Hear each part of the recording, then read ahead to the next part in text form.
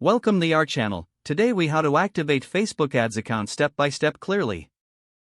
To activate your Facebook ads account, first, log into your Facebook account. Once logged in, navigate to the top right corner of the page. Click on the drop-down arrow to access the menu. From the menu, select Manage Ads. If you don't have an ads account yet, you will be prompted to create one. Follow the on-screen instructions to set up your ads account. Provide the required information, such as your business name. Choose the appropriate time zone for your ads. Select your currency based on your billing preferences. Once you have filled out all necessary details, click Continue. Next, review your information to ensure it is accurate. Upon confirmation, your ads account will be created. To activate it, you will need to set up a payment method. Go to the Billing section in the Ads Manager.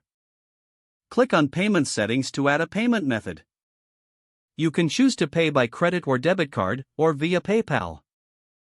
Enter your payment details and click Continue. After your payment method is added, you will receive a confirmation. Finally, your Facebook ads account will be fully activated and ready to use. You can start creating your first ad campaign immediately. If the page does not load, refresh the browser or try again in a private or incognito window. Make sure you are using the correct email address, then retype it carefully to avoid small typos. If your password is not accepted, use the reset option and create a new strong password you can remember. Check your spam folder for verification or security emails, then complete any requested confirmation steps.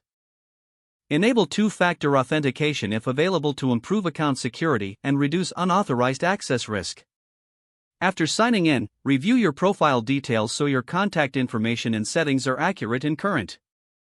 If you see an error message, note it down and try again after restarting your device and internet connection.